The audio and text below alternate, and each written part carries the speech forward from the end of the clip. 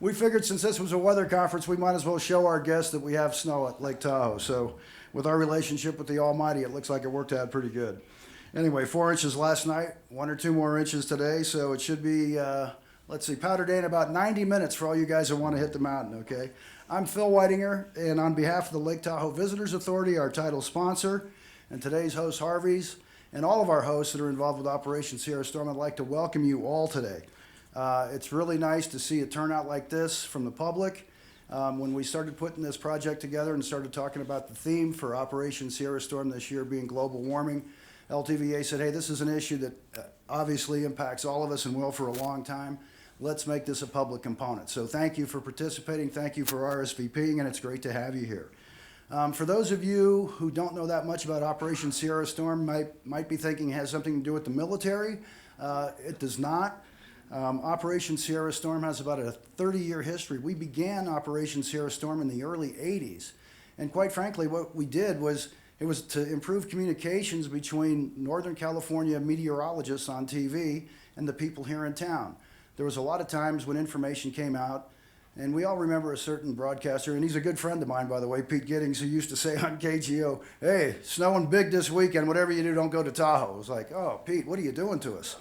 And so we decided, hey, we need to get people together so they could find contacts up here, people that they could develop relationships with, who they could trust to provide accurate information. So that's how Operation Sierra Storm started. So for the first 3 or 4 years, we had representatives from the television stations, from travel and tourism, from the ski resorts, from governmental agencies.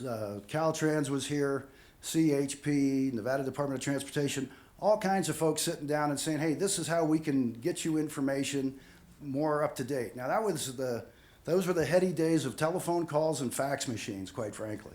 And the media that we have today, the technology that we have today is so much better, so much more immediate. So when people are driving up here, they know how long it's going to take to get here. They know where there's going to be some problems. So, and we're providing our meteorologists who are here today from all over California and Nevada with other information that they can get. We also want them to get to know some of the people that are here in town, so they have sources that they can contact, people that they can trust, and we provide them the type of information that they really need.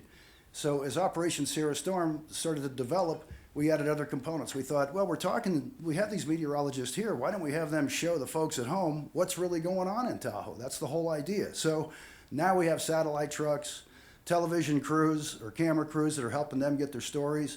We've had a number of our meteorologists this morning going live, thank you, by the way, and also doing some taped reports to send back home so people back home can see what's going on. So those relationships have developed over the years. OSS also morphed into an educational component where we've had a number of speakers, hence the reason you're here today. And what's happened with that is some of the meteorologists, they're going to earn credit towards their meteorology AMS, American Meteorological Society seal, and they get ongoing educational credits. This conference is endorsed by the National Weather Service and AMS, so it's grown to be something that's over the years has gotten quite big. But anyway, so that's what's going on with this conference. That's what we have going on today. And again, it's to build those relationships. So the folks that are visiting us from the different TV stations have some contacts here.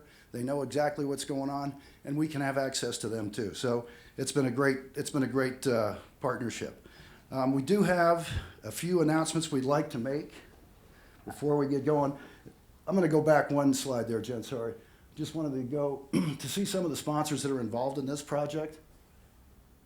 The Lake Tahoe Visitors Authority, Heavenly is in big with this. Mont Bleu, obviously Harvey's and Harrah's, Embassy Suites, Sierra Kirkwood. So those are our friends that got involved in this. There's a lot of people that have really helped out, so we'd like to thank all of our sponsors for their ongoing participation. Okay, one more. Keep going. All right, if you have a phone, just please put it on mute if you would. You're gonna be able to text questions if you would like during the presentation by Chris, if you would. We will read those questions out. When Chris is done with his presentation, we want to open it up to questions from our visiting meteorologists and attendees of the conference, and then we'll open it up to the public. This is going to be participatory, and if you're not careful, Chris will ask you questions and have you stand up and answer them, I think. That's what I heard, but we'll see. So there's where you can text questions to. Does everybody have that? 702-278-1932. All right, great. And you can do all kinds of social media stuff. So if you want to do tweets and Instagram, hey, there's the phone. How about that? Put that on mute. There we go. We did have that time. Thank you, Jen, for that phone call, by the way. Okay. I would like to introduce a good friend of ours that's been extremely helpful with this conference, and that is John Middlestat from the National Weather Service. He is the meteorologist in charge of the Reno office. John, thank you so much for being here, for all your help aligning speakers, and say hello to the audience, and good morning. Okay. Good morning. Thank you, Phil. On behalf of the National Weather Service, I want to thank all the sponsors of Operation Sierra Storm. Thank you very much. It's my pleasure to introduce to you Professor Chris Field. As you can see, Chris is a professor at Stanford University. He's the professor of biology and environmental earth system science. He is the founding director of the Carnegie Institution's Department of Global Ecology. As you can see from the bullets behind me, his research is very impressive in scale. He has research in climate change ranging from the very small molecular scale to a global scale. Chris is also co-chair of the Working Group 2, the Nobel Prize winning Intergovernmental Panel on Climate Change, also known as IPCC. Please help me welcome Professor Chris Field.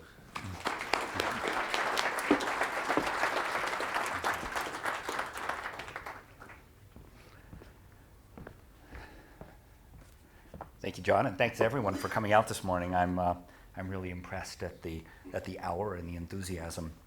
I'm not sure I've ever spoken in a cabaret before. I know I should have worked on my dance steps, but I'll see if I can't make up for the lack of dance steps with some other stuff that you may find interesting.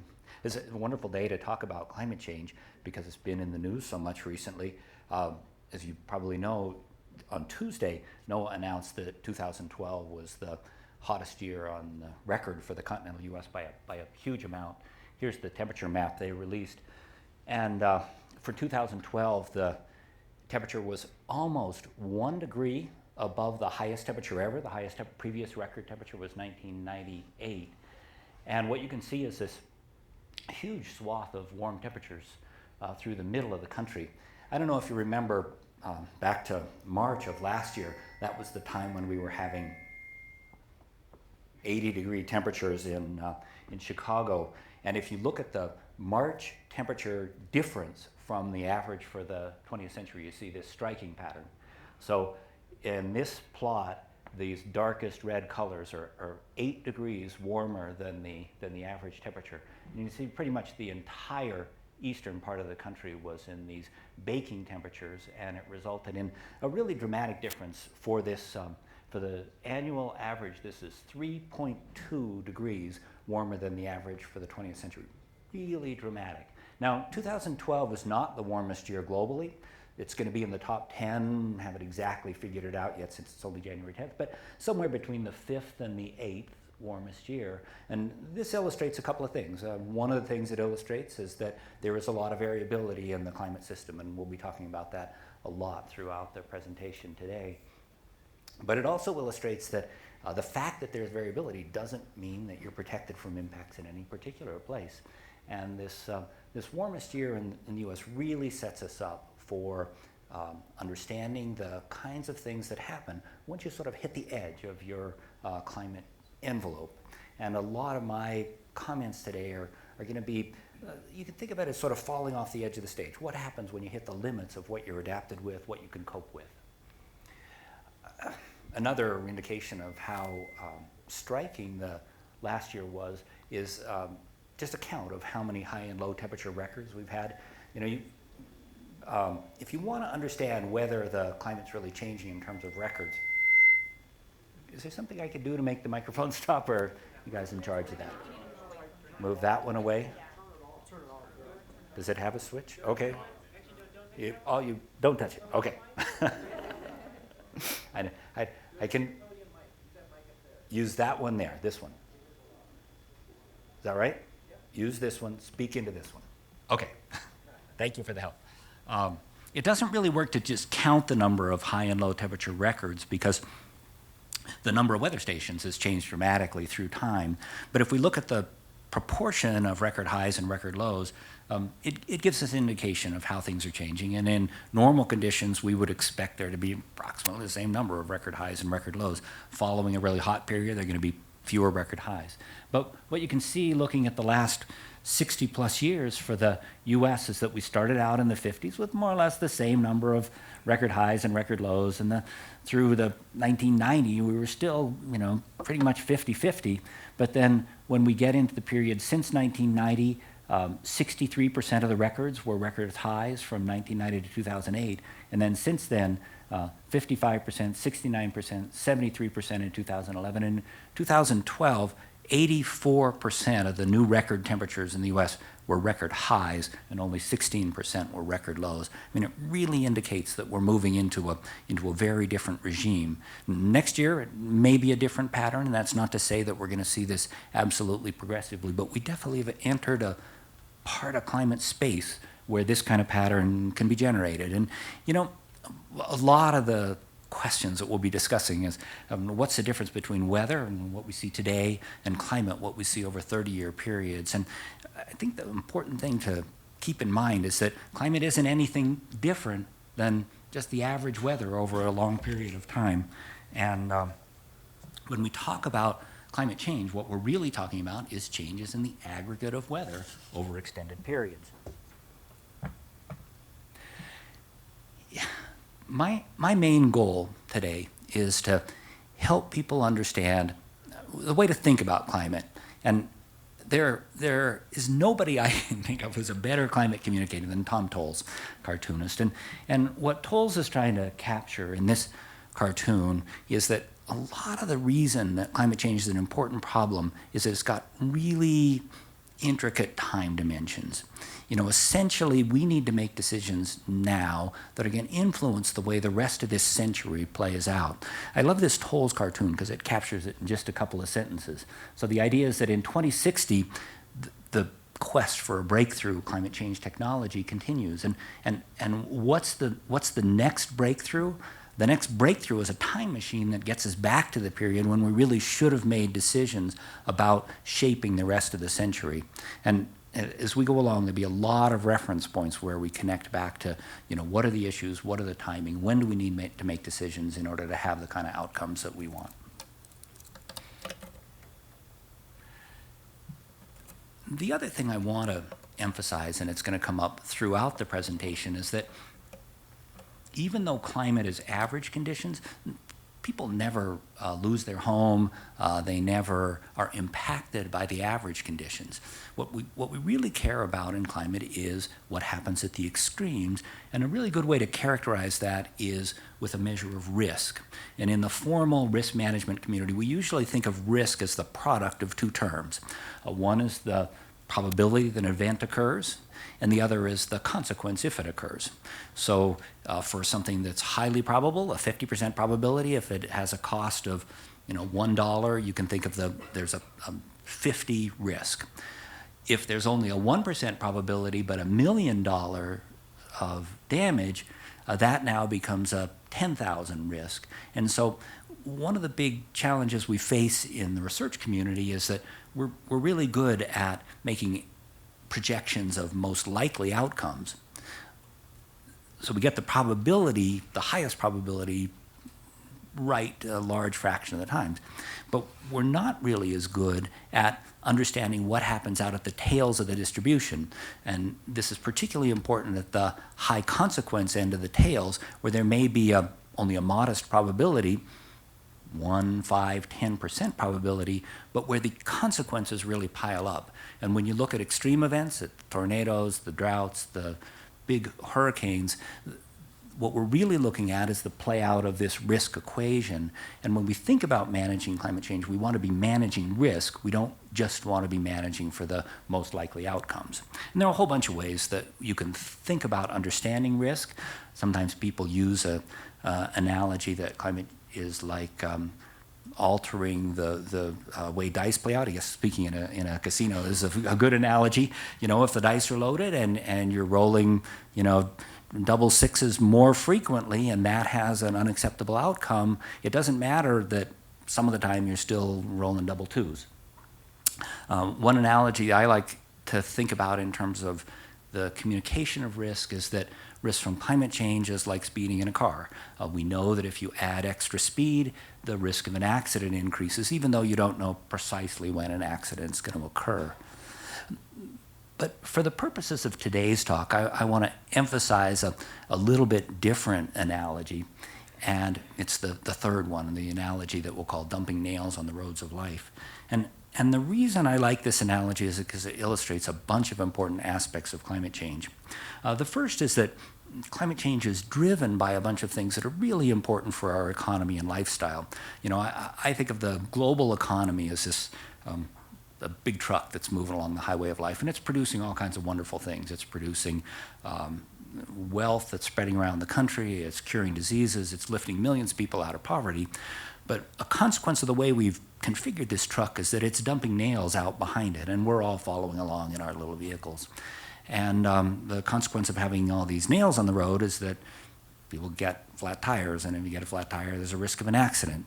There's a lot of stuff we could do about these nails on the road of life. We could adapt. We could buy beefier vehicles or better tires, or we could change the speed limit. And adaptation is an important part of the climate change response solution set. I'll be talking a lot about adaptation, but one important thing to remember about adaptation is that most of those steps cost money, and that if you don't have the money for the beefier tires or the stronger bumpers, it's a really tough situation. Another thing we can do about addressing the problem with all these nails on the road, with the fact that the climate's changing, is to figure out a way to keep the truck moving along, producing all the economic benefits, while slowing the rate at which the nails are going onto the highway. And that's the mitigation option, the option of switching to an economic system that's not so invested in releasing these heat-trapping gases to the atmosphere. A final thing we can do that's an increasingly important part of the discussion, especially in the research community, is we can, at least in principle, potentially kind of paper over the nails with options that are called geoengineering or climate engineering. And you can think of these as solutions where, well, not really solutions, as stopgaps where we hide the effects of global warming by releasing another pollutant into the atmosphere. And I like the comparison with papering over the nails on the road to life, because we're not really solving any problems. For a few cars, the nails may be hidden, but 3 or 4 cars later, the paper's torn up and the nails are still there. The other reason I think the nails analogy is a good one is there get to be more and more nails on the highway of life. The issue doesn't just get to be the occasional flat tire.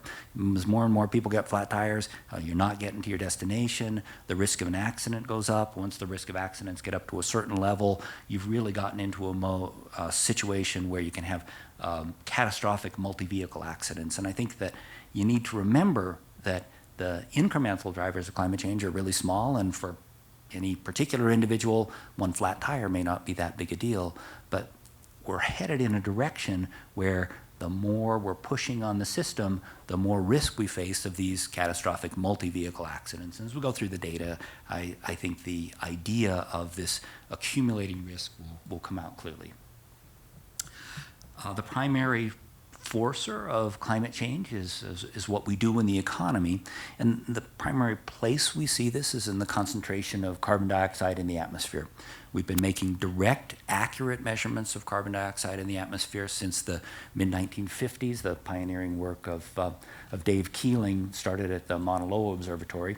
And what you can see is that the concentration of CO2 in the atmosphere has increased from about 315 parts per million in 1955 to about 395 parts per million this week in Mauna Loa. That's an increase of more than 40%.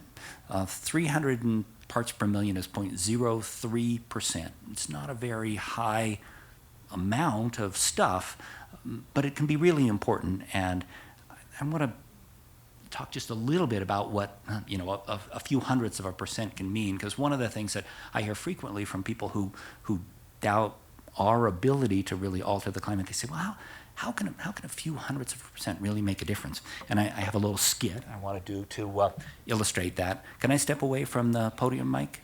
Okay. So the idea is that each of these bottles contains a liter of water, and I have some red food coloring, and I'm going to introduce an amount of red food coloring into one bottle that in parts per million represents the amount of CO2 that was in the atmosphere at the beginning of the Industrial Revolution, about 275 parts per million. And I have my accurate laboratory pipetter here. So I'm gonna pipe out. This is 275 microliters, and if I shoot it in there, you can see it's enough to turn the solution pink. You know, is that important or not? Well, I'm going to do a little more demonstration in a sec. I also want to follow out my curve there. I'm going to add another 120 parts per million because that's what we've added during the industrial era, just to give you a sense that we're not talking about a trivial amount. So this is 120 microliters into a liter, and you can see it's extra stuff for sure. And the reason this is so important has to do with selective absorption. This is food coloring. It is pink, and as a consequence of being pink, it transmits lots of colors of light, just like CO2 transmits all the visible light in the atmosphere. If I shine a red laser through it, you'll see that the laser, well, you can see it on the screen there if I can aim it properly. I'm sorry, I'm going to have to step around so that I can see where it's aiming. But you can see the red laser goes right through the red solution. Red is transparent, just the way the atmosphere is transparent to CO2.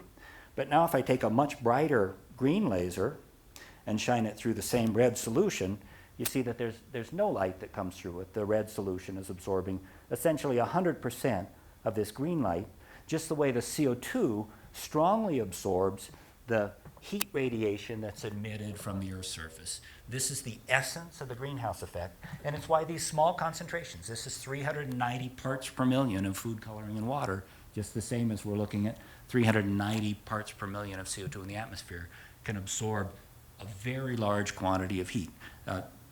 This isn't CO2, but this is exactly the concentration of CO2 in the atmosphere. You know, we have a wonderful knowledge base of what CO2 has been in the atmosphere historically. We know very, very accurately what CO2 concentrations have been for the last 800,000 years based on ice cores that have been drilled in Antarctica. You can extract little bubbles from these cores and release essentially the ancient atmosphere and see what the CO2 concentration was with great accuracy. And we can estimate the CO2 concentration back millions and millions of years based on other kinds of indices using the same kinds of measurements, but that use the chemistry of the way the air was incorporated, especially into rocks. If we do that, what we see is a pattern like this. This is the CO2 concentration in the atmosphere for the last 10,000 years. And the important point is that it was essentially stable at about 275 parts per million until the start of the Industrial Revolution, more or less 150 years ago, when at least on this time scale, the graph really went vertical. If we spread that out, you can see that it wasn't exactly vertical, but there was a real step change once the Industrial Revolution started, and we started not only burning large amounts of fossil fuel, but also having the technology so that we could much more rapidly cut down forests. We've understood the basics of the way that heat-trapping gases in the atmosphere impact climate change for a very long time. One of my scientific heroes is a Swedish chemist named Svante Arrhenius, and this is the cover page of a paper he published in 1896.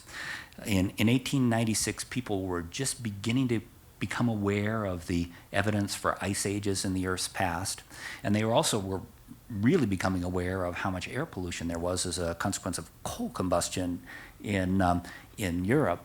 And they began to ask questions about what would happen as coal combustion continued and the concentration of carbon dioxide, the product of combustion of coal, increased in the atmosphere. And Arrhenius was interested in asking the question of, well, whether variations in atmospheric CO2 might have played a role in past ice ages. So what he did is a series of really elegant experiments to try and figure out how much leverage you would expect CO2 to have on climate. And the way he did this, he said, okay, well, how much would we expect the CO2 concentration doubling to alter climate as a consequence of what he knew by measuring the selective absorption of heat by CO2 in the atmosphere. And he came out with a number just based on his measurements of the selective absorption of heat by CO2 that are more or less in the middle of the range of current estimates for the climate change that comes from a doubling of CO2. This is based on simple physics that was understood and measured in 1896 and really hasn't been disputed since then. There's lots of uncertainty about feedbacks that either amplify the amount of climate change you get for a doubling of CO2 or that might suppress it, but these fundamental physics have been known for a really long time. The amount of things that Arrhenius knew that are critical to our understanding and really haven't been debated since then is quite amazing. He knew, for example, that if you release CO2 to the atmosphere, some of it would dissolve in the oceans. Currently, we know that of the CO2 we release in fossil fuel combustion, about half stays in the atmosphere and half is taken up by oceans and ecosystems on land. Arrhenius also knew that a warmer atmosphere holds more water vapor, and you guys are probably aware of the fact that water vapor is another greenhouse gas. It can trap heat the same way that the red solution absorbs the green laser. And as you increase the temperature by having the CO2 trap heat, the warmer atmosphere holds more water vapor, which tends to amplify the effect of the CO2. And Arrhenius was able to do that calculation based on his measurements of the heat trapping by water vapor. So in 1896, we knew that CO2 was a heat-absorbing gas. We knew what the concentration was. We knew basically how fast it was being released. We knew that it would be partitioned between the oceans and the atmosphere, and we knew that the CO2 effect would be amplified by a water vapor effect. Now, those are essentially the core elements of the understanding of the science of climate change that still shapes our thinking today. Arrhenius didn't have anything like the three-dimensional climate models we have, and there were a lot of details that he didn't get right. But the important part of my discussion of Arrhenius is to take us back to the underlying physics of the way a heat-trapping gas can alter climate. And there really hasn't been any question about the accuracy and the veracity of the core concepts or even the quantitative elements. So what are the issues then? I mean, why do we release this stuff to the atmosphere if it's a problem? And the basic situation goes back to my analogy about the truck driving along the highway of life dropping out the nails. I mean, we live in an economy that's really powered by combustion of fossil fuels. If you look at the use of energy in the US, this is from a few years ago, what you can see that, you know, to approximately equal amounts, we use energy for residential buildings, in commercial buildings, for making stuff, and for transportation. And that energy comes overwhelmingly about 85% from fossil fuel, from coal, natural gas, oil, and a small amount comes from renewables. But mostly we live in a fossil fuel powered world. Where the fossil fuel comes from is interesting and important and really makes the situation a lot more complicated. Those of you who are interested in the history of thinking about climate change action remember that it was 1997 when we agreed to the Kyoto Protocol, and in 1997 the idea was, well, if the world's developed countries, especially the USA shown in black here and the European Union shown in blue, can figure out a way to get a handle on emissions of heat-trapping gases, we've got a while before we really have to worry about the rest of the world, and that if we can have developed country leadership in this problem, we can come up with solutions that everybody will buy into eventually. That wasn't right. And what you can see from this chart is that beginning about 2000, CO2 emissions from China started increasing absolutely dramatically, so that for the last year for which data are available, 2011, the total amount of emissions of CO2 from China is equal now to the sum of the total emissions from the USA and Europe. Over the last few years, we've seen gradually decreasing CO2 emissions from the USA and from Europe. The decreases in the US are especially due to switching from coal to natural gas in electricity generation, but continuing very rapid increases in China. It makes the problem a lot more difficult now because we've got to find ways to think about solutions that are a lot more global than we thought we needed to as recently as 1997. And I'll come back to some of the dimensions of a global solution as we move along. Part of the reason this global challenge is so great is that if you think, 1 unit of CO2 emissions is kind of a unit of wealth, you can say, okay, well, the Chinese really have got to do something about it. But there are a couple of aspects of this that don't accurately reflect the situation. The first is that the historical emissions, the wealth of the United States and Europe, are built on this foundation of a fossil economy, and to say that the Chinese have to take leadership now doesn't acknowledge the fact that their emissions were really low until very recently. Another challenging aspect of this is that on a per capita basis, the emissions from China are still only about a quarter of what they are from the US. And you can see that here. This is per person emissions, tons of carbon per person per year. You can see that the US is the highest among the big countries. China is increasing rapidly, but it's still only about a third per person of what it is in the US. The other issue that makes this really complicated is that lots and lots of the CO2 emissions are invested in making stuff. I showed you that in the industrial emissions so far. And as you know, we buy a lot of stuff from China and the developing world. And so if you account for how much emissions are responsible, we're responsible for in the US as a consequence of the stuff we consume, somehow we need to think about the CO2 emissions that are associated with making the stuff in China. And there have been some very thorough evaluations of that particular question, and what you see is that in terms of consumption, it's as if a huge amount of the emissions that are occurring in China and to some extent in India are the responsibility of the developed world based on their consumption. So when we think about solutions, we need to think about historical responsibility, we need to think about per capita responsibility, and we need to think about adjusting for consumption as well as for the actual geographic locations in which the emissions occur. Here's the bottom line problem. This is a plot of per capita carbon use in tons of carbon per person per year, going from a tiny fraction of a ton up to about 5 tons per person per year as we have in the US, and per capita economic activity at a country level. And both of these are on logarithm scales. So this goes from less than 1 to 50, and this one goes from less than 0.1 to about 5.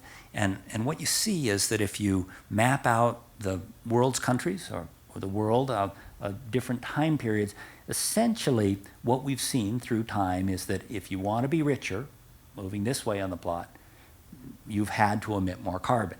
If you look at the world moving along the line here, you can see that the world emissions haven't really increased that much through time, but in general, countries fall out along this line. So the US is here at the top, most wealthy, most carbon emissions. India's down here toward the bottom, not very many carbon emissions, but not very wealthy. Historically, if a country wanted to become more wealthy, which everyone legitimately wants to do, you tended to move up this line, higher carbon emissions, higher wealth.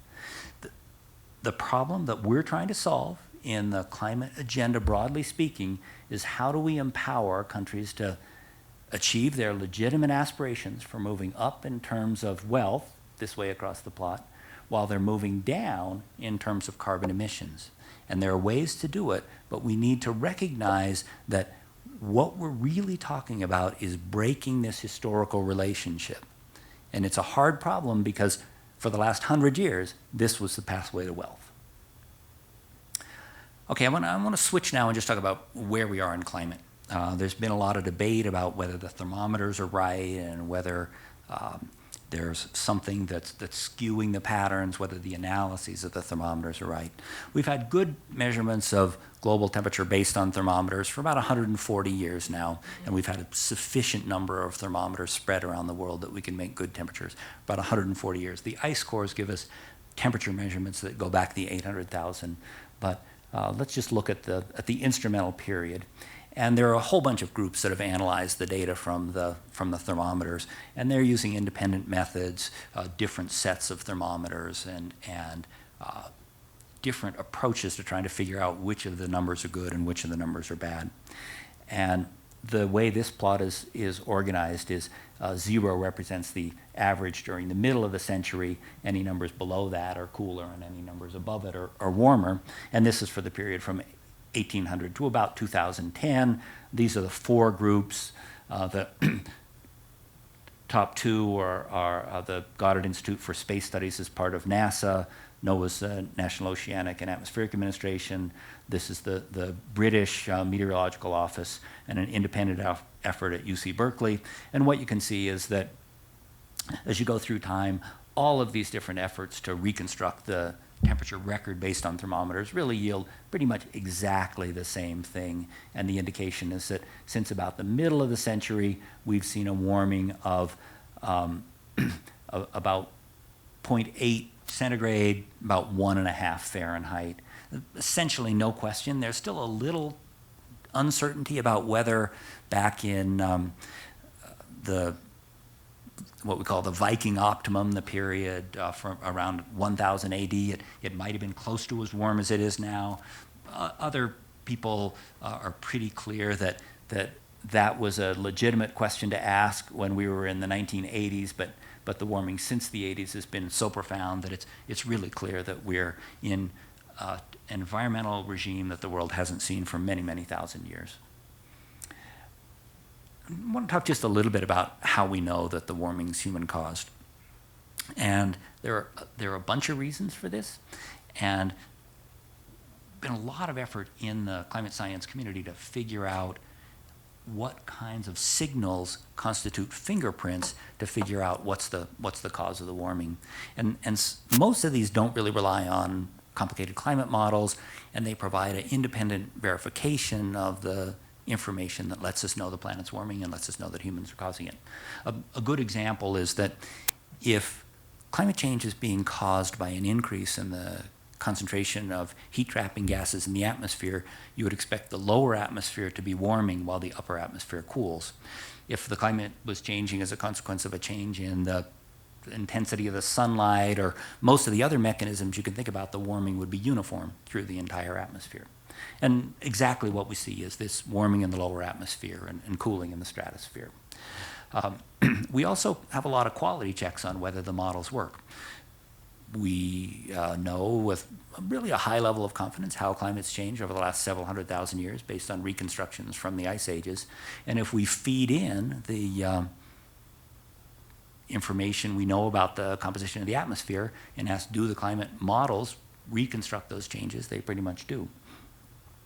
And then a final kind of information that establishes the confidence in the calculations is that we know that the temperature has changed in the past, and we know what the CO2 concentration has been. And a wonderful gift, essentially, from nature in these ice cores where we see both the composition of the atmosphere and the temperature. And knowing that, we could say, okay, well, how much does the climate change for each unit change in the CO2 concentration? That climate change per CO2 change is something we'll call climate sensitivity, and it's one of the key parts of the climate change science environment, and it's something that we can calculate from first principles, something that Arrhenius did, but it's also something we can read out of the ice core record. So these 3 different kinds of evidence really feed together to a really comprehensive understanding of the mechanisms that are driving climate change and confidence in the role of humans in causing the majority of the warming we've seen, especially over the last few decades. Now, the climate system has a lot of variability, and that's not to say that these human-caused mechanisms are responsible for particular events or particular amount of the variability, but the underlying pressure from the increased greenhouse gases is really, really clear. There have been lots of other candidate explanations, and each of these candidate explanations is often advanced on the idea that, oh, there's an interesting correlation between change in temperatures in some region or potentially globally over some time period, and maybe that means that these mechanisms are involved. And there's mechanisms related to clouds and cosmic rays and solar variation. And in order to have one of these alternative mechanisms have any credibility, you would need to have a combination of things. You would need to have physics that kind of work, that you don't get a forcing of climate at the level of trillions of watts if you have a mechanism that you think is generating thousands of watts. You need to have some kind of a understandable mechanism that connects whatever your candidate hypothesis is with the changes. And with most of the alternatives that have been proposed, they either only work in a small range of the time domain, based on correlations, not based on underlying physics. The underlying physics aren't credible, or they're just not in the right quantitative range. For example, solar variation could be important in climate change, but at the level of 1 or 2% of the effects we're seeing. So essentially, the current evidence is that none of the alternative mechanisms are credible at the scale of meeting all 4 of these criteria. If anybody has a favorite alternative mechanism they'd like to discuss, that might be a good thing to consider during the question period. I just want to mention 2 things about climate impacts. Most of this rest of this presentation is going to be on climate change solutions, but we really live in a world where we're beginning to accumulate an important number of climate impacts, particularly in the West, and particularly related to water. And I want to raise the issue of wildfire here. So we know, based on historical information over the last 50 years or so, that across the West, the area that's lost in wildfires every year really goes up when the time period between when the snow melts in the spring and when it snows again in the fall gets longer and longer. That's one of the clearest signals of the warming in the West, is this earlier spring snow melt. And across the West, the latest analysis is based on historical information, not based on projections, is that for each 1 degree centigrade, 1 point F Fahrenheit warming, you see, depending on where you are, a really dramatic increase in the expected area lost in wildfires on an annual basis. So, in this area, we're somewhere in the 300% increase per 1.8 Fahrenheit warming in the expected area lost in wildfires per year. Some of these numbers are big enough that you would expect them to spell the transition between an area that was forested and an area that couldn't support forest because wildfire risk was so high. We don't know for sure what's going to happen in the Sierras, but these numbers are, of all the climate change impacts I look at, I find these wildfire numbers in the West to be among the most terrifying. You look across areas in Arizona, New Mexico, where they've had horrifying wildfires in the last few years, and the expectation is increases in the neighborhood of 400 to 500%. Through the Colorado Front Range, where they had the devastating wildfires last year, the expectation is a sensitivity over 600%. Really an incredibly sensitive system, and I can't say that we have been able to peg individual wildfire events to the climate changes, but we know the sensitivities there based on the historical record. The other sensitive system that I want to talk about briefly is food production. We live in an amazing world where food production at the global scale has increased by about 2% per year over the last century. Food production has increased faster than population. Starvation has been decreased dramatically. But we know that for many of the major crops, we see this kind of threshold response where yield is basically temperature insensitive until you get up to some temperature, and then it tends to fall off a cliff. This is for corn in the US, and corn yields really don't depend on temperature much at all, and they may even increase a little bit as the temperatures go through the 60s and 70s, but once you get into the 80s, they fall off really rapidly, so that a single day with a temperature of 100 instead of 80 can result in a decrease in corn yields of about 5%. And we see this mechanism playing out in everyday life, where if you look at corn yields in Mississippi, Alabama, they're only a tiny fraction of what they are in the core of the Corn Belt in Iowa and Illinois.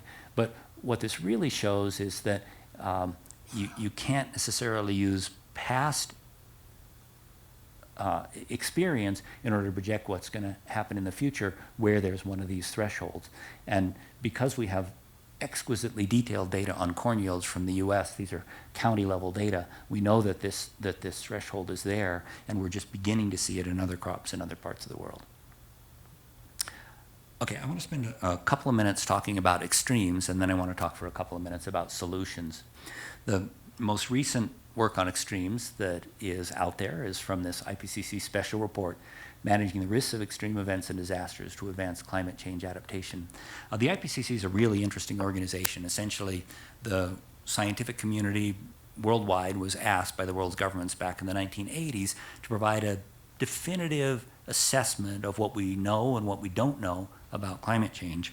And the consequences, a series of reports that go through a very careful evaluation process. And the deal between the governments and the countries was essentially, well, if you guys follow our guidance, our rules, you guys, the scientific community, we'll accept your reports as the definitive statement on what we know. And that's basically happened over a series of reports. This one was published in 2012, and it really highlights where we are in understanding climate disasters and what we can do about them. And it's important to remember that it doesn't take very much climate change in order to produce a big change in the extremes. You know, a typical expected climate is that we've got a bunch of conditions that are average, a few that are at the extreme cold end, and a few that are extreme hot end. If we just shift this distribution a little bit, we get a dramatic increase at the extremes. And you can see that here. Just a modest shift in the mean results in a big increase in the area that's in this hot weather bar and in the extreme hot weather bar. So it's been understood for a long time that modest shifts in climate can lead to big shifts in the extreme. And we're just beginning to look at the consequences for that for lots of other kinds of impacts, for heat waves, drought, severe storms. One of the things that's also really clear when you look at disasters, though, is that it doesn't just take a climate event to create a disaster. Sometimes a small climate event can create a big disaster. Sometimes a big climate event only creates a modest disaster. And for a disaster to occur, you really need to have the overlap of three things. You need to have some kind of a climate trigger. You need to have people, ecosystems, infrastructure that are not well protected, that are vulnerable to the impacts. And you need to have exposure. There need to be assets at risk, or it doesn't turn into a disaster.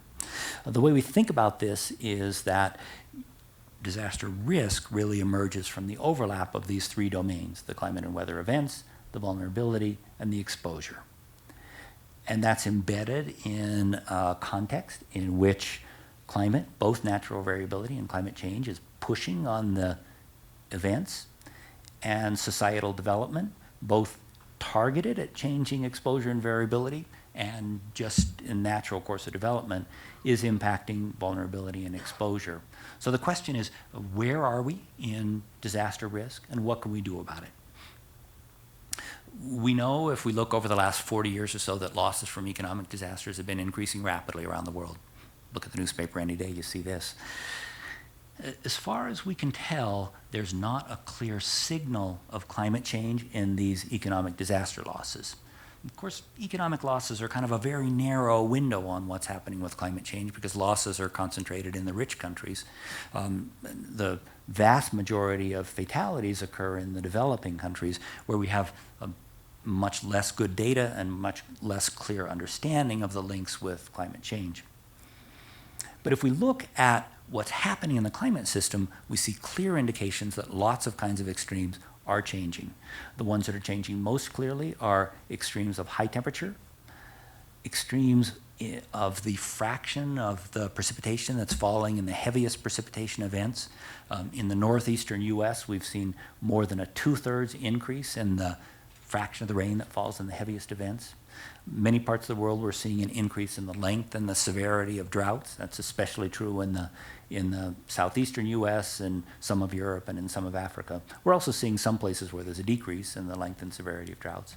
And lots of places where there's more damage associated with high sea levels, but that occurs especially when you've got a storm surge or a high tide that's parked on top of a high sea level. In Hurricane Sandy, we were looking at something like 14 feet of storm surge on top of a little bit less than a foot of sea level rise. But damage from storm surge is very much a threshold event. If you've got a seawall that's at 13 feet, if you've got 13 feet of storm surge, there's no damage. But if you've got 13 feet of storm surge on top of 1 foot of sea level rise, then you can accumulate large amounts of damage. As we look into the future, we project large increases in the trend in all these extreme events. A good example is that if we look out toward the end of the century with kind of business as usual emissions, we could be looking at a tenfold increase in the probability of the most extreme heat events.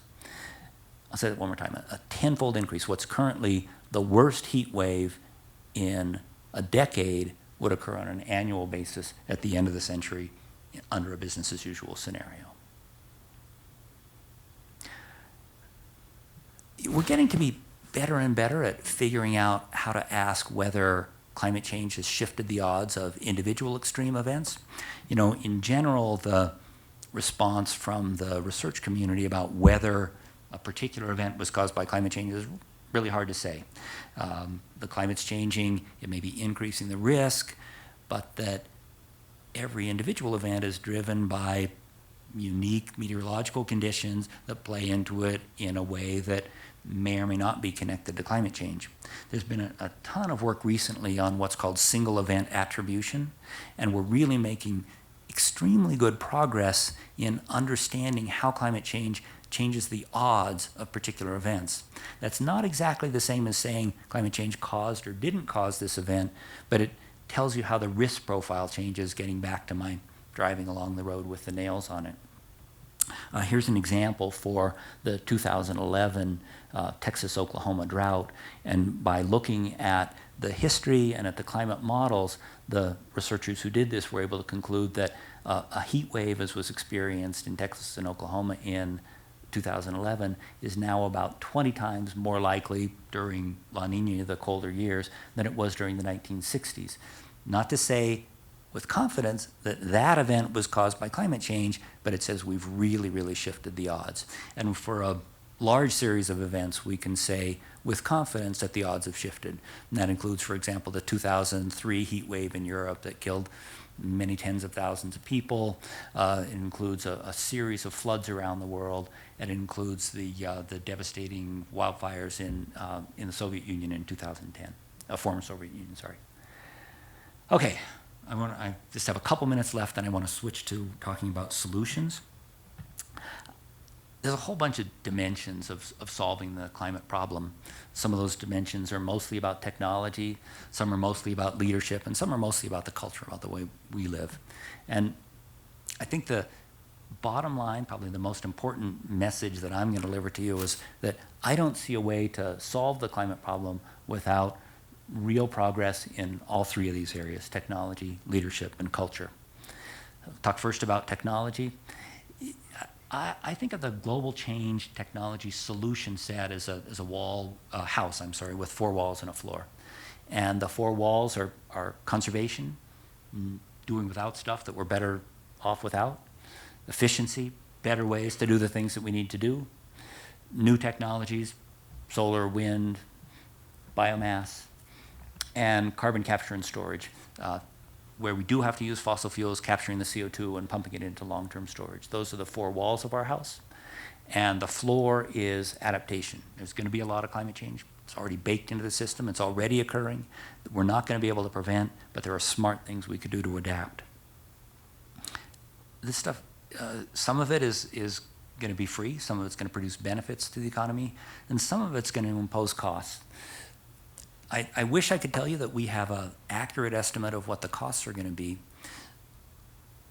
but I can't do that. What I can do is tell you that the range of costs we're looking at is really modest.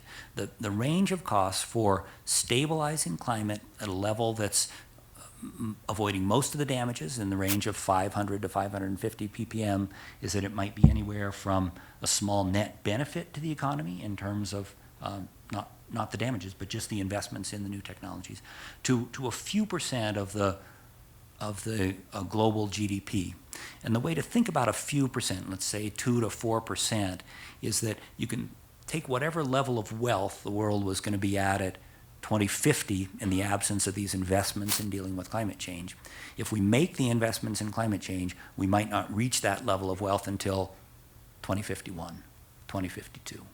It's a tiny effect in the big picture in order to make the investments that are necessary. Now, the damages could be really substantial, and the issue with the damages is that they're also likely to be highly spatially variable, so that for some people, the damages of climate change are totally catastrophic. Other people, a few people, may actually experience benefits as a consequence of the climate change. Each of these technology options, conservation is a wonderful option. Not cutting down tropical rainforests is a conservation option that could decrease CO2 emissions by about 10% and make the world a better place at the same time. Lots and lots of conservation options. There are also a tremendous number of options for efficiency. We have lots of things we do traditional ways that we could do better, we could do smarter, and we could have net benefits both economically and in terms of forcing of climate change by looking at more advanced transportation, more advanced buildings, more advanced ways of making things, and efficient ways to structure lifestyles. Having all the parts of our life fit together in a way that works and doesn't use more energy than necessary. Capture and storage is really important. We have the technology to inject large quantities of CO2 into underground formations. It's what we do to do enhanced oil recovery. We have experience doing it at the level of millions of tons per year. And a lot of the reason that carbon capture and storage is so important for the future is that we don't really have the mature technology to move away from fossil-based energy generation rapidly. But if we can transition our existing fossil industries to non-emitting industries based on carbon capture and storage, we can really begin to solve the problem much more rapidly. There are also a whole bunch of challenges with building a sustainable energy system based only on renewables that represent real challenges, and having continuing contributions from fossil energy, especially if we can connect it with capture and storage, provides a way to have a system that really meets the wide range of stakeholder needs, but without polluting the atmosphere.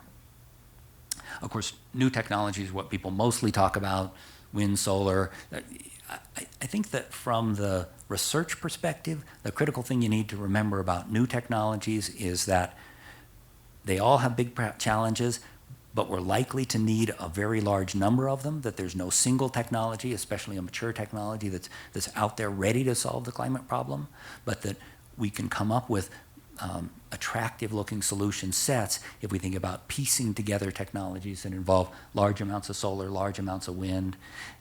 There's an important continuing debate about the role of nuclear energy in the energy future, and it's one that deserves a lot more attention. The challenge of putting together a comprehensive, successful energy picture is so complicated now that I don't think it makes common sense in order to absolutely reject the idea of including nuclear in a future profile. And then to finally talk a little bit about this floor under the system. There's a lot we can do to adapt. There's a lot we need to do to adapt. One of the critical things to remember is that most of the climate changes we're going to see over the next several decades are already baked into the system, and even if we had comprehensive, effective mitigation, CO2 reduction strategies that we could deploy tomorrow, we'd still see climate changes over the next 50 years. So we need to adapt, and the range of mechanisms that's available is really broad, but the way you deploy those is different in an environment where you know the climate's changing than in one where you don't think it is. And the adaptation mechanisms range from what we call risk transfer, things like insurance, good warning systems. All of you I know are contributors to making sure that people can be aware of what situations are and protect themselves. We're seeing more and more investment in protective structures following Hurricane Sandy. There's been a lot of discussion about whether there should be a protective structure like this is the Thames River barrier in London. Provides really good protection, although they're considering now making it higher to protect London from flooding.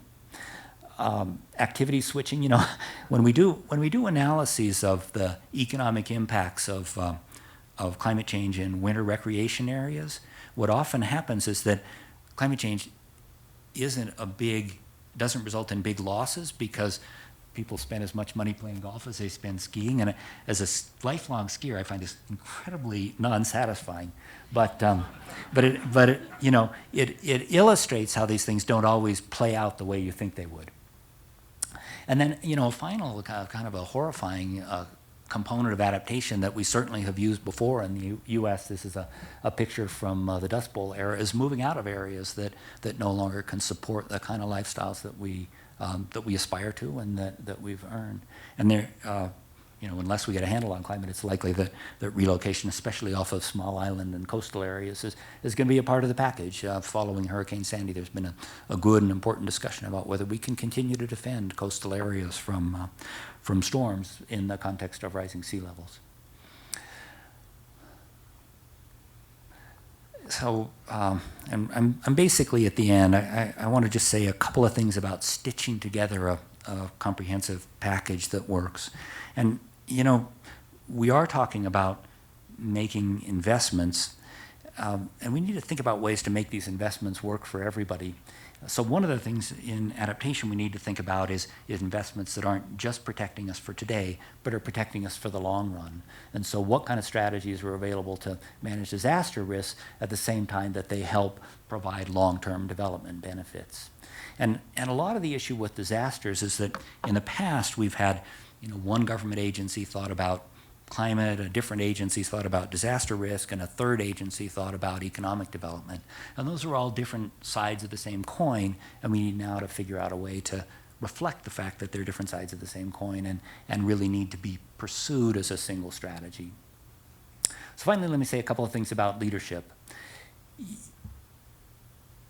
Climate's a difficult problem. I think that in almost each of the aspects we've talked about today, I've illustrated how new understanding adds dimensions that make it more complicated, how there are issues of fairness, there are issues of economic opportunity, there are issues of technology challenge. And in order to address these, we really need to have an environment in which we can have good, meaningful discussions and appropriate leadership. And this leadership needs to come through at all scales. At the local scale, at the level of city councils, at the level of individual households, aspirations to embrace new technologies and to value efficiency play a big role. Private sector, you know, having big corporations and small businesses be in an environment where they can take the long view and understand that implications today have an important consequence for the future, and that there are real opportunities in advancing technology leadership. Governments have an incredibly important role in leveling the playing field and making sure that we have access to the technologies and to the knowledge that lets us integrate them appropriately. And then, you know, we need to recognize that there is this differentiated historical responsibility, and there are different responsibilities, different opportunities in different countries, and figuring out some way to stitch together an international environment, whether it's with carbon tariffs, whether it's with technology transfers, that we really need to have international components as well as national, state, private sector, and local components. And, you know, an awful lot of the challenge gets back to the question of what it is we value. I've talked mostly about issues of technology and science, but when you get to the real bottom line, it's mainly an issue about values and culture. What is it that we want out of our lives? And, you know, there's a very strong parallel between aspirations and emissions. If aspirations are to have the most efficient vehicle, if it's a real status symbol to drive a Tesla, which certainly is where I come from, it makes a big difference. And so, you know, as we think about what kind of world we want in the future, we need to recognize that as we confront an increasingly difficult challenge with climate change, a lot of the opportunities are going to be in identifying values that align with a climate-friendly future. And I think that there are tremendous opportunities, but they require recognition that there won't come just from technology. They need to come from the overlap of technology, leadership, and values. I'm going to return to Tom Toles. My goal in communication is to be as clear as Toles. And I want to just emphasize again that we're working in an environment in which the things we're doing today are going to influence climate for many decades. We're in an environment where things we've already done have set the pattern over the next few decades. And the last thing we want to be doing is recognizing in 2060 that we should have done something in 2010. I hope the ideas I've shared with you today give you a sense that there are lots of steps that can be taken today, steps that don't necessarily cost a lot, that represent a smart way of dealing with the problems and not a panicked way of dealing with the problems.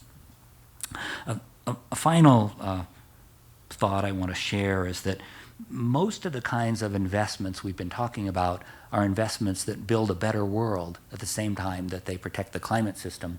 And this cartoon from one of the UN Framework Convention sort of captures the idea, is that if there are things we want to do, let's try really hard to do them and do them right. And if it turns out that we're wrong on the climate risk, what the heck, we've got a better world. Thanks very much.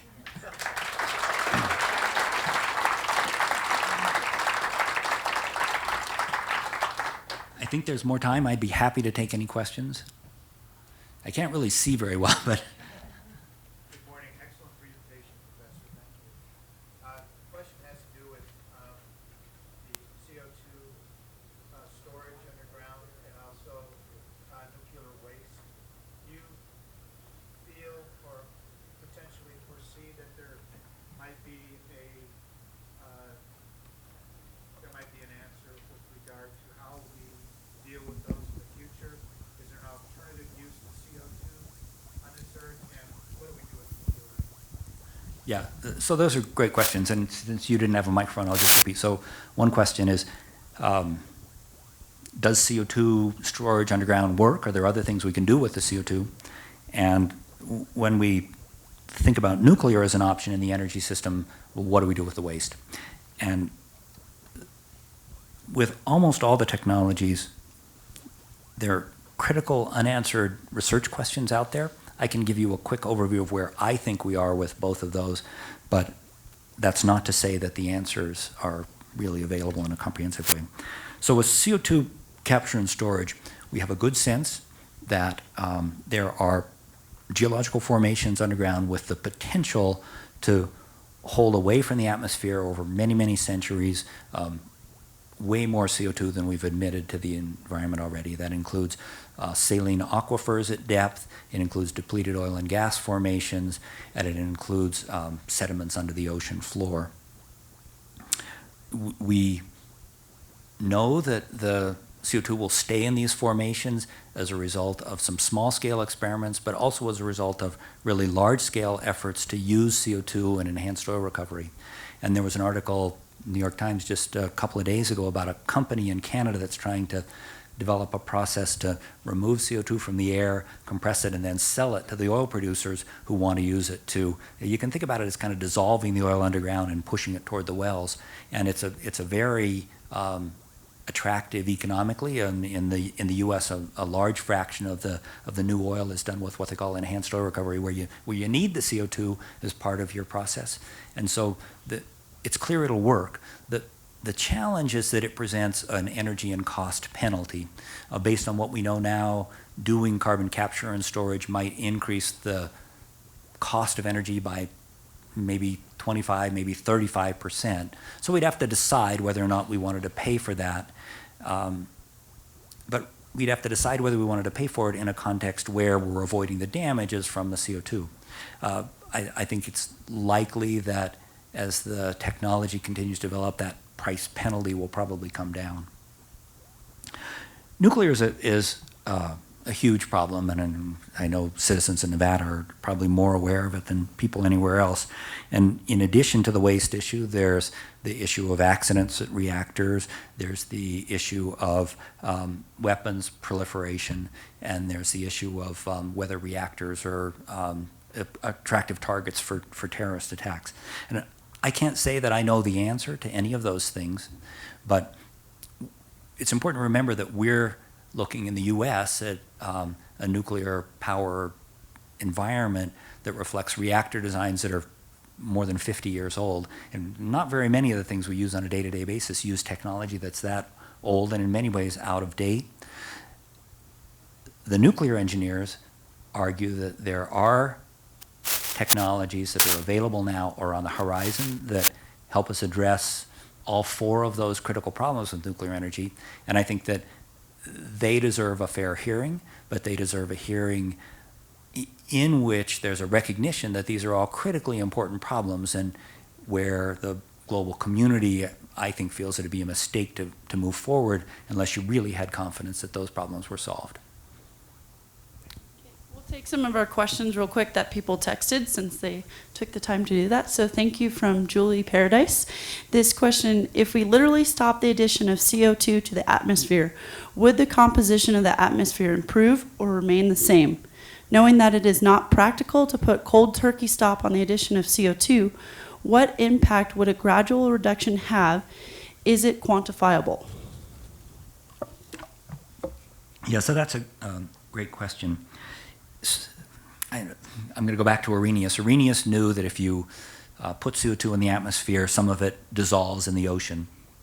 We know now that for every ton of CO2 we put in the atmosphere, about half stays in the atmosphere, about a quarter of it dissolves in the ocean, and recently about a quarter has been showing up in ecosystems, forests, reservoirs, places like that. So if we were to stop CO2 emissions immediately, we would see over a period of a few hundred years, about 80% of the CO2 would gradually dissolve into the oceans. About 20% stays in the atmosphere forever. Really important to remember that. So the frustrating flip side of that data is, however, that the temperature would not cool as the CO2 went away. And we know now that if we were to do this kind of cold turkey event, which we don't know how to do, but if we could all of a sudden stop emitting, the CO2 concentration would go down as the oceans took up the CO2, but the temperature would stay the same at its highest level. And the reason for that is that as the oceans took up more and more CO2, they get less and less good at taking up heat from the atmosphere because the ocean's already heated up. So the current understanding is that if we inject a warming in the system, it stays on at least the 1,000-year timescale and probably the 10,000-year timescale. The other question about whether we have the technology to stop emitting CO2 today, the answer, frustratingly, is no. We have lots of pieces of technology to start down the pathway to CO2 reduction. The problem is, this isn't a problem that we can begin to address sometime in the future.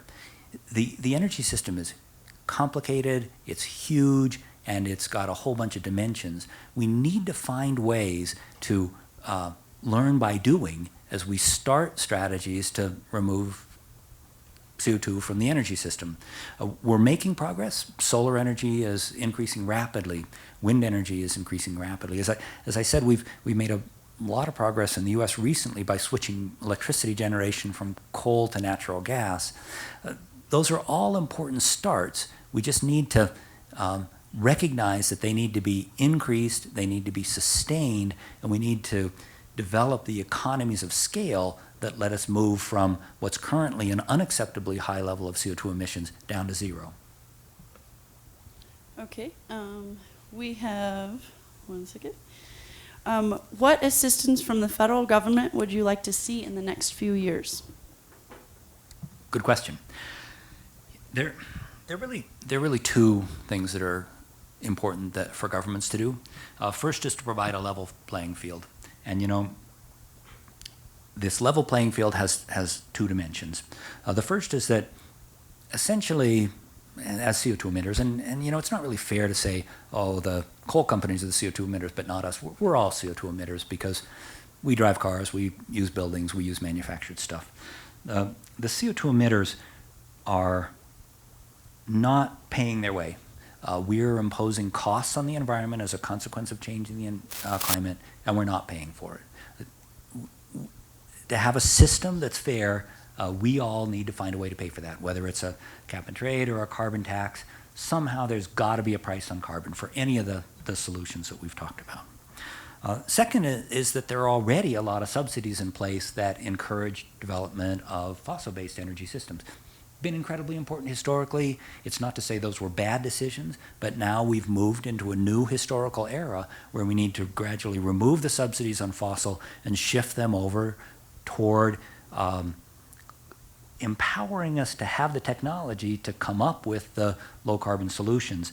And right now, we have a lot of ideas of how to build a non-carbon based energy system, but we don't have the technology all developed. We don't have all the pieces of science. And so there's an incredibly important research agenda, there's an incredibly important scaling agenda, and there's an incredibly important create a fair playing field agenda. And that's got to include at some point a price on carbon.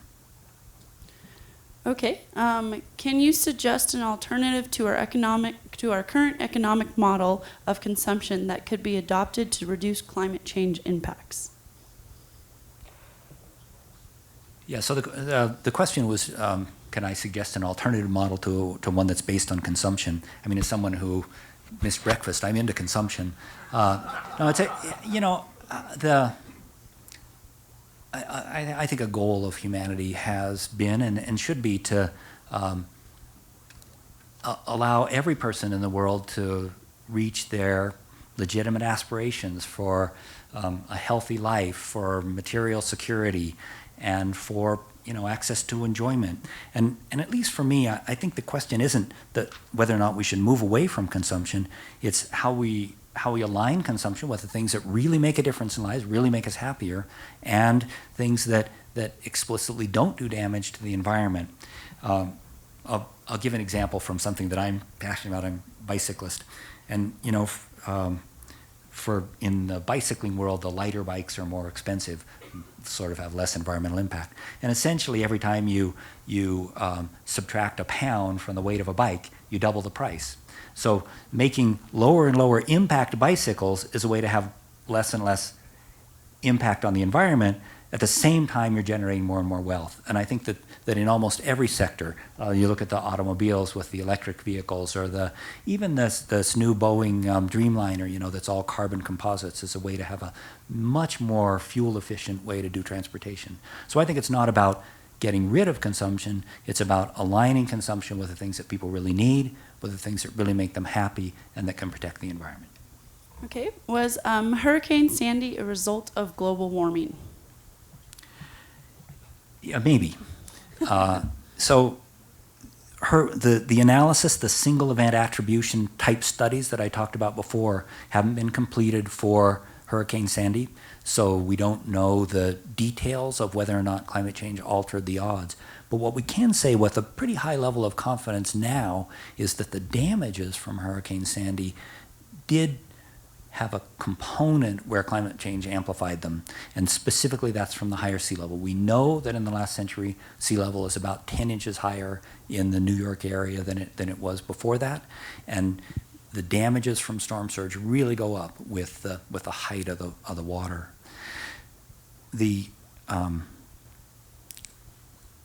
We also know that the storm tracks of tropical storms are moving farther north, and it's not to say that we know that Hurricane Sandy storm track was somehow influenced by climate change, but there are clear projections that more and more of the hurricanes are going to be in the sort of U.S.-Canada border range, and a smaller fraction of them are going to be in Florida.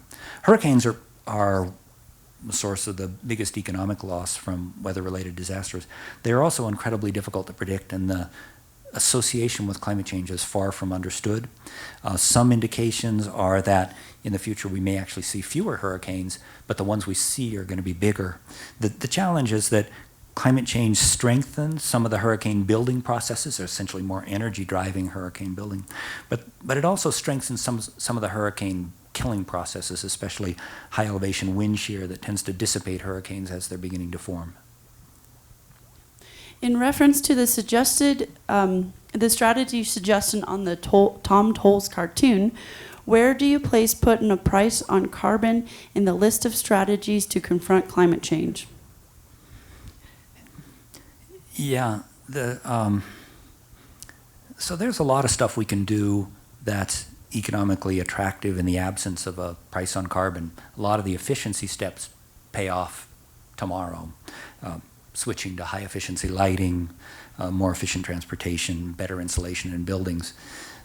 But there's some other components of the system where until we get a price on carbon, we're not going to have the signals aligned in order to really make the changes. So what I think we should be doing is opening doors to the things that make sense in the current economic environment that doesn't have the price, and recognizing that there are going to be other aspects of the economic system that really aren't going to transform until there's a price. And one of the things I like is the idea of market-based price setting systems.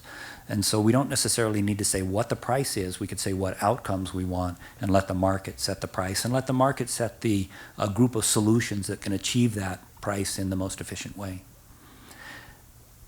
Sometimes there's, I'm sorry to go on here, but sometimes there's concern that the idea of a market price is for carbon is kind of inappropriate meddling in the economy, but it doesn't have to be. I think that a price on carbon could essentially be a challenge to the private sector to come up with technologies that really work and really address the problem. I would hope a price on carbon could be a creativity unleashing rather than restricting. Okay. Do you support the campaign of 350.org to promote divestment in oil and coal corporations unless and until they change their behavior? I don't, and I'll tell you why I don't. I was a big supporter of the first divestiture agendas, which involved the apartheid government of South Africa back in the 1980s. And that was a case where, as a citizen of the United States, I wasn't really contributing to apartheid in any meaningful way, and it was appropriate to have moral outrage at the existence of that system. I do participate in the energy system. I drove up here. I stayed in a nice warm hotel room last night. I fly around to meetings in jets. And so I don't think that we're putting the blame in the right place when we say, oh, it's you energy companies who are causing this problem. I mean, you're causing the problem. I'm causing the problem. And we need to recognize that leadership needs to come from across the board. Now, I think that if the divestiture campaign was focused on having the energy companies be at the table for the kinds of discussions I'm advocating, that would make a lot of sense. But saying, you guys are causing the problem, it is not fair. Okay, I think we've got a couple more minutes for questions, so that's all that I've received via text, so I'll kind of open it up, make sure our meteorologists got to ask their questions There's one as from well. the front here, or a bunch from the front. One of the threshold events we hear about is the melting of the ice caps in the polar region and Greenland. Can you speak to the timing and consequences? Yeah. So the question is, what's happening with high latitude ice? Two issues with ice are important to recognize. So 2012, dramatic decrease in Arctic sea ice during the minimum in September. We were at less than half of the average during the later part of the 20th century. When you lose sea ice, you don't get a sea level rise associated with that. The ice is already floating in the water, and you just go from ice in the water to water in the water. So the big issue with loss of sea ice is that sunlight that had been reflected from those latitudes is now absorbed. And you see not only big changes in the ecosystems, but also changes that amplify the warming as a result of loss of sea ice. Really important. The dramatic loss of sea ice is one of the clearest non-thermometer-based indications that the climate's changing. Now, when you look at ice sheets, the critical issue becomes sea level rise. if we look at Greenland, it's got a big ice cube on it. If we took that ice cube, melted it, and put it in the oceans, we'd be looking at 23 feet of sea level rise worldwide. If we look at the West Antarctic Peninsula, it's another, it's about 12 feet of sea level rise. Really, really a lot. It's a different world if we start talking tens of feet of sea level rise than if we're talking a few inches of sea level rise. Now, one of the big challenges in climate science is we don't have good quantitative models for estimating how fast ice can melt, and in particular in these dynamic ice sheets that are actually, flowing, how fast they flow to the ocean and how fast they will flow if, for example, the ice around the edge melts or if there's more water underneath. Really, really hard problem. And it's also likely to be the case that we may pass the threshold, we may have already passed a threshold where we're committed to loss of one or more of these major ice sheets. And we have no clue what we would do in order to put it back. So I think one of the strongest motivations for rapid action on climate is that the risk, as we defined it as the probability. We don't really know what the probability of loss of a major ice sheet, but the consequences would be gigantic. And as a risk manager, one of the things I'd like to do is get my understanding of that, the probability as well nailed down as possible, and start taking actions to manage the risk and to minimize the risk of loss of one of the sheets. I should say that the current scientific thinking is that even catastrophic loss of one of these big ice sheets would almost certainly occur over many decades, probably many centuries, but there's a huge difference between many decades being 6 and 60, and that's what we don't really know. Okay, we'll take Jeff. Did you have a question? I did. First of all, thanks for coming. I wanted to ask specifically, I know the latest climate modeling for the Sierras, you mentioned wildfire danger. What kind of things, and I know there are feedbacks that are both anticipated and maybe not anticipated at this point, but looking at the Sierras in 10 years, 20 years, 50 years, the Lake Tahoe Basin, what are we looking at? Unchecked, maybe? Yeah, good question. So what are we looking at in the Sierras? And I think the biggest issue for the western mountain ranges, especially the Sierras, is probably the effect of warming on snowpack. And as you guys know, the water system in California, Nevada is heavily dependent on snowpack. About a third of the water that California uses is from the snowpack. I don't know what the number is for Nevada, but snowpack is vital to the economy. It's vital to the health of the ecosystems, and we're already seeing a clear trend in warming across much of the mountain range. And the main consequence of this warming we're seeing is an earlier loss of the snow in the spring. And the snow melts earlier in the spring, it gets to be harder and harder to use it over the summer when we really need it. The projections are that in a business as usual scenario, we may be looking at loss of more than 50% of the snowpack by the later decades in the century, and some of the climate models have that as much as 90% of the snowpack lost by the end of the century. And it really means there's a fundamentally different set of options. Agriculture in California is the user of about 75% of the water, and we really don't know how to do irrigated agriculture without the snowpack to provide the irrigation water. So at least for me, the thing to really think about in terms of vulnerability in the Sierras is the consequences of the earlier melting of the snow, having some of the precipitation fall as rain rather than snow during the winter, consequences of that for the water supply and the consequences for the wildfires. I think I'm next since I have the microphone. Okay. Good morning, and thanks for being with us today. One of the questions I was thinking of as you were presenting and looking at the maps in the very beginning, looking at the state of California as a whole. And one of the things I think of living here is that we are some of the biggest polluters, but we're also some of the biggest innovators when it comes to wind and solar energy and really harnessing that. So my question is, how does California as a state rank amongst the global impact? Are we helping or harming? Because we are polluting, but at the same time, we're also driving some of the best innovations. Yeah, it's a really good question. So at the level of taking action on climate, California has been a real leader. The AB 32 Global Warming Solutions Act really is putting a lot of things in place in order to mandate shifting away from fossil fuels. California actually has an impressive record. Everybody who's from California should pat themselves on the backs. The per capita emissions from California are about half of what they are in the U.S. as a whole. Europe is about twice as good as the U.S., and California is basically the same as the average for Europe.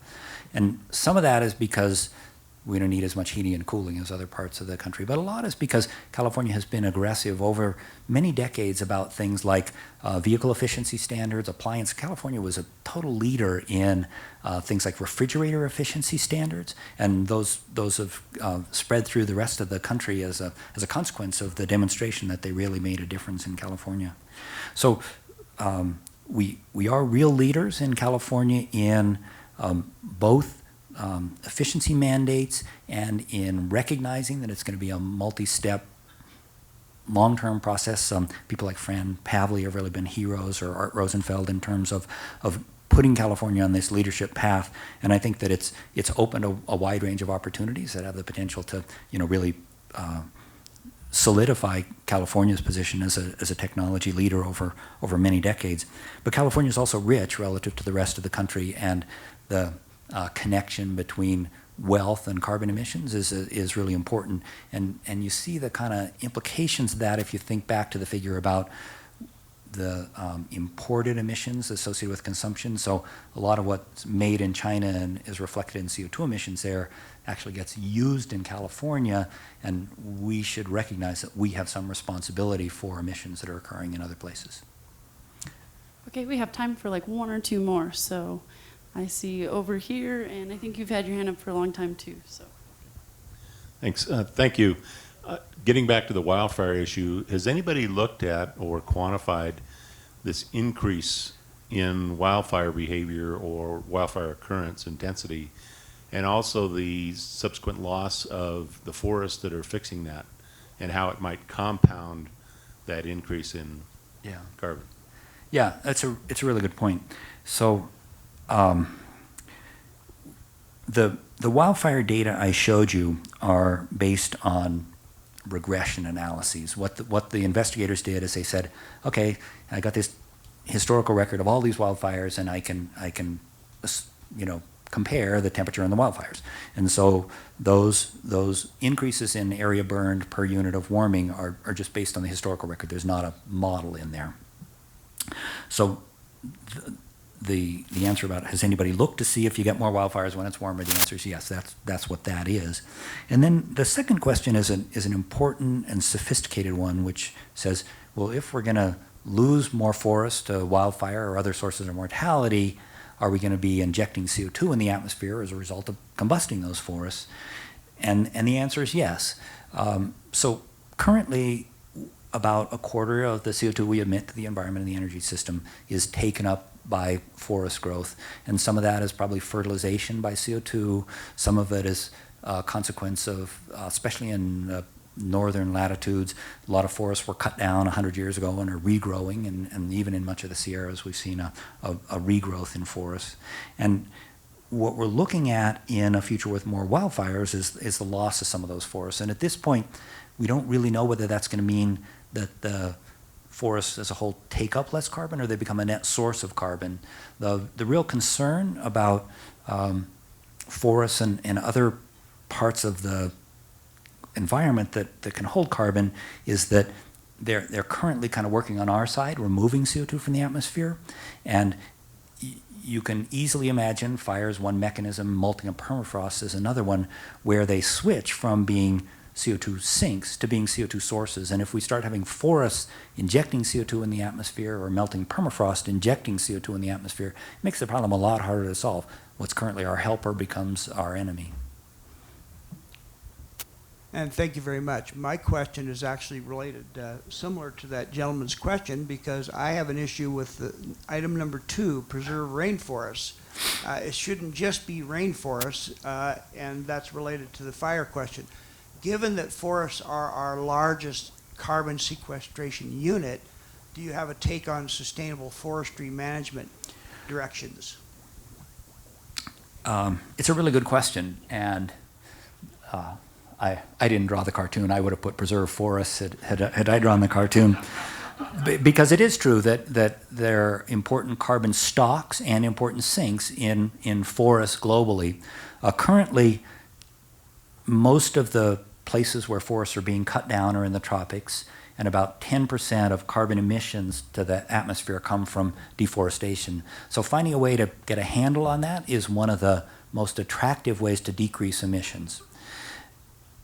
In the long run, there are a lot of things we could do to protect carbon in forests. And the most important one is to keep the climate from changing so much that you can't have forests there anymore.